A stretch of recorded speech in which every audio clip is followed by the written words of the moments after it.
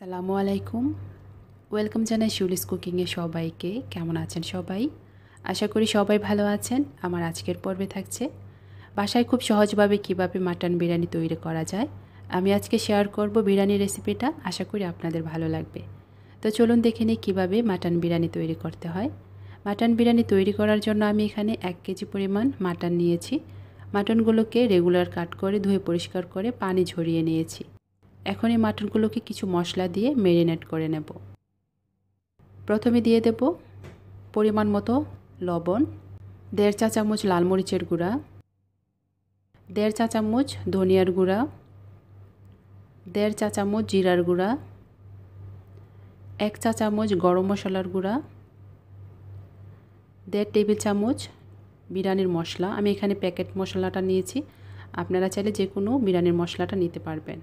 আর লাগবে 2 টেবিল চামচ কাজু বাদাম বাটা। আপনারা চাইলে এখানে কাঠবাদাম বাটাটাও ব্যবহার করতে পারবেন। 2 টেবিল চামচ পেঁয়াজ বাটা।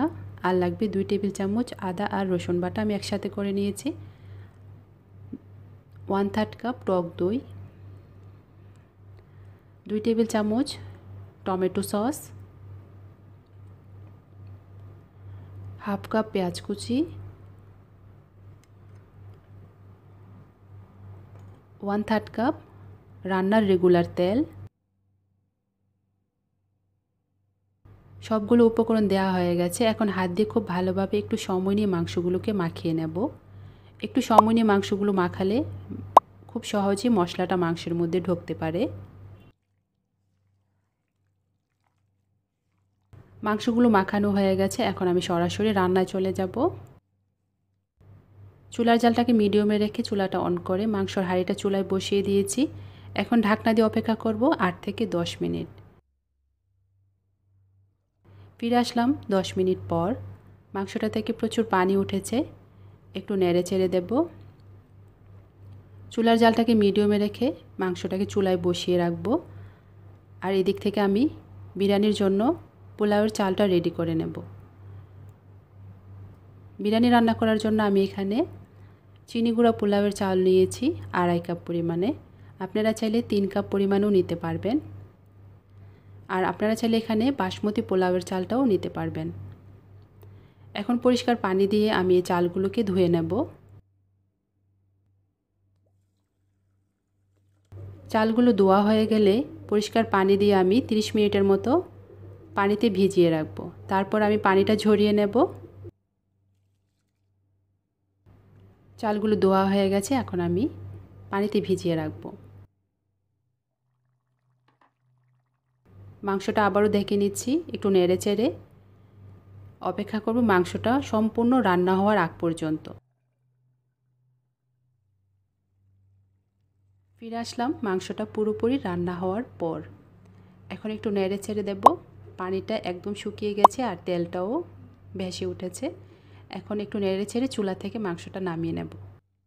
মাংসটা নামিয়ে নিয়েছি আর চুলা আরেকটি হাঁড়ি বসিয়ে দিয়েছি আর দিয়েছি 3 টেবিল চামচ রান্নার রেগুলার তেল। এখানে কিছু গোটা মশলা দেব, একটি তেজপাতা, 2 ইঞ্চি দারুচিনি, একটি কালো এলাচ, একটি স্টার মশলা, 4-5টি সবুজ এলাচ আর 4-5টি লবঙ্গ। মশলাগুলো একটু ভেজে নেব, এতে করে খুব সুন্দর একটা স্মেল আসবে। এখন আমি এখানে অ্যাড করব আগে থেকে ধুয়ে রাখা পানি ঝরিয়ে রাখা পোলাওয়ের চাল। সামান্য একটু লবণ দেব। আগে আমি মাংসের মধ্যে লবণ দিয়েছি আর এখন চালগুলোর জন্য সামান্য পরিমাণ লবণ দিয়ে চালগুলোকে খুব ভালোভাবে ভেজে নেব।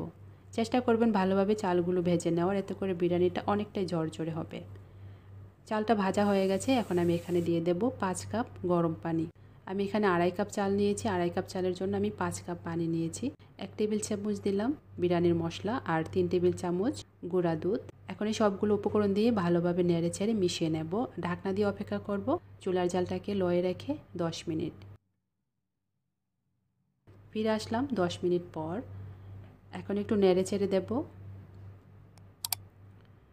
পানিটা শুকিয়ে গেছে।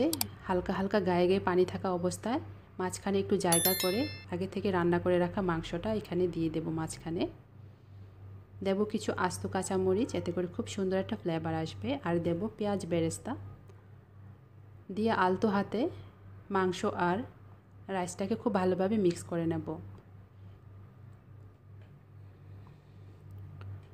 খুব ভালোভাবে মেশাতে হবে। মেশানো হয়ে গেছে। এখন উপর থেকে আরও কিছু পেঁয়াজ বেরেস্তা দিয়ে দেব আর দেব 1 টেবিল চামচ ঘি। এতে করে খুব সুন্দর একটা স্মেল আসবে বিরিয়ানির মধ্যে।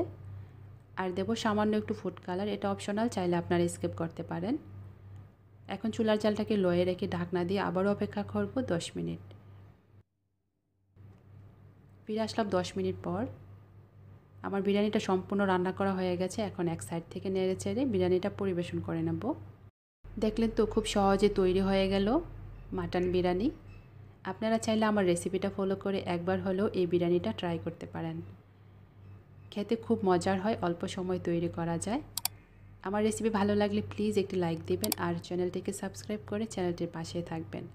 যারা আগে থেকে আমার চ্যানেলের পাশে আছেন তাদেরকে জানাই অসংখ্য ধন্যবাদ। আশা করি সবসময় চ্যানেলের পাশে থাকবেন। আর আমার চ্যানেলে এরকম আরও সহজ মজার রেসিপি আছে, চাইলে আপনারা আমার চ্যানেল থেকে ঘুরে আসতে পারেন। আশা করি আপনাদের ভালো লাগবে। সবাই অনেক ভালো থাকবেন। দেখা হবে নতুন কোনো পর্বে। আল্লাহ হাফেজ।